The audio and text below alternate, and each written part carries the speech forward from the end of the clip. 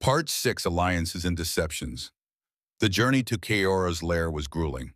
The landscape shifted from endless dunes to jagged cliffs and canyons, the air growing colder and thinner as they ascended into the highlands. Leo felt every muscle in her body protest as she climbed, her boots slipping on loose stones. Cade led the way, as tireless as ever, while Dane followed behind, his rifle always within reach. The tension between the two men was palpable, and it didn't take long for it to boil over. "This is insane," Dane hissed as they paused to rest in the shadow of a boulder. He wiped sweat from his brow, his piercing blue eyes narrowing at Cade. "We're risking our lives to find a giant. A giant. Do you have any idea how many people I've seen slaughtered by those things?" Cade didn't look at him as he checked the edge of his blade. "Kaora isn't like the others." "Oh, right," Dane said, his voice dripping with sarcasm. "She's the good giant. Must have missed that memo when her kind was tearing apart my family." Cade's golden eyes finally met Dane's, and there was a dangerous edge to his voice when he spoke. "We don't have the luxury of holding grudges, Cross. If Kaora can help us, we need her." "And what happens when she decides we're not worth helping?" Dane shot back. "What happens when she turns on us?" "She won't," Cade said simply. Dane let out a bitter laugh. "You're putting a lot of faith in a monster, Cade." "She's not the monster here," Cade said, his tone icy. "You don't know her."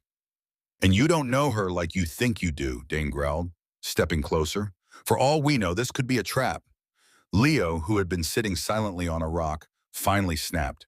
"Enough!" she shouted, rising to her feet. Both men turned to look at her, startled. "We don't have time for this. If Kaora can help us, then we find her. If she can't, we'll deal with it. But standing here arguing isn't going to solve anything."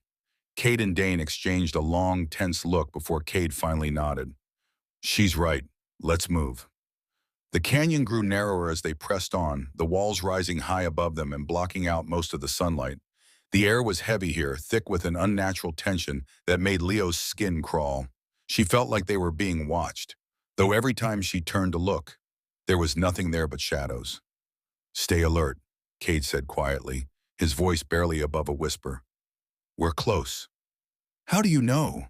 Leo asked, her voice trembling slightly.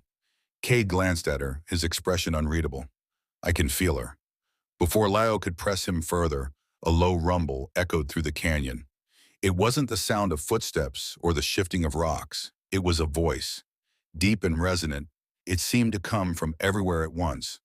"Who dares enter my domain?" The voice sent a shiver down Leo's spine. She turned to Cade, her eyes wide with fear.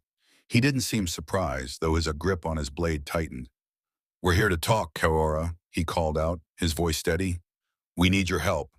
There was a long pause, and then the ground beneath their feet began to tremble. Leo stumbled, catching herself against the canyon wall, as a massive figure emerged from the shadows ahead. Kaora was smaller than Magnar, but only slightly. She stood at least 16 feet tall, her stone-like skin glinting in the dim light. Her eyes were a pale, luminescent blue, and there was a strange softness to her expression that set her apart from the other giants Leia had seen. "Help?" Kara said, her voice carrying a note of curiosity. "Why would I help you?" "Because you're not like the others," Cade said. "You've seen what they have done, what Magnar has done. You know it's wrong." Kaora tilted her head, studying him. "You assume much, Fallen One.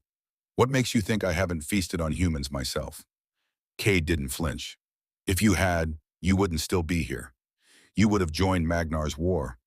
Kaora's lips curved into a faint smile, though it didn't reach her eyes. "You're bold, I'll give you that. But boldness won't save you." "We don't need saving," Dane interjected, his rifle raised. "We need answers. And if you try anything, I'll—" "Dane," Kate said sharply, cutting him off. "Stand down."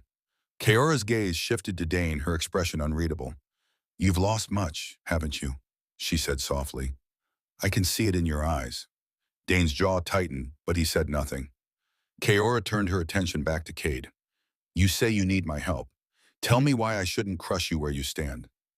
"Because we're trying to stop Magnar," Cade said. "And if we fail, he'll destroy everything, including you." Kaora's expression darkened at the mention of Magnar's name. For a moment she said nothing, her gaze distant.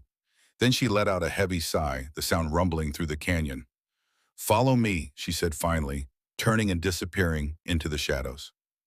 Kaora's lair was a cavern carved into the side of the canyon, its walls covered in intricate carvings that glowed faintly in the dark. Leo couldn't help but stare in awe as they entered, her fingers itching to trace the symbols etched into the stone. "This place is incredible," she murmured. "It's ancient," Kaora said, her voice echoing through the chamber. "Built long before your kind walked the earth. The giants were not always what you see now.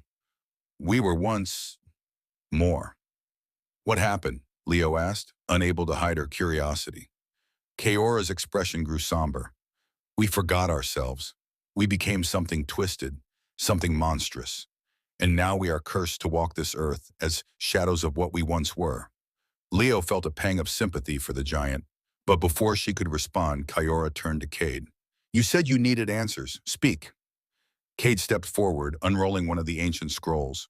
"We're trying to decipher this prophecy," he said. "It speaks of a weapon, a way to stop the fallen angels, the reptilians, and the giants, but we can't read all of it. We were told you might be able to help." Kaora took the scroll in her massive hands, her pale blue eyes scanning the text. For a long moment she was silent. Then she looked up, her expression grave. "This prophecy," she said, "is not what you think it is." "What do you mean?" Leo asked, her heart pounding. Kaora hesitated, as if weighing her words carefully. "It speaks of a weapon, yes, but it also speaks of a great sacrifice. To stop the war, someone must give everything." "Who?" Cade asked, his voice tight. Kaora's gaze shifted to Leo, and the room seemed to grow colder. "You." As Kaora's words hang in the air, the sound of distant footsteps echoes through the cavern. Savara's voice cuts through the darkness, cold and mocking. "Did you really think you could hide from me?"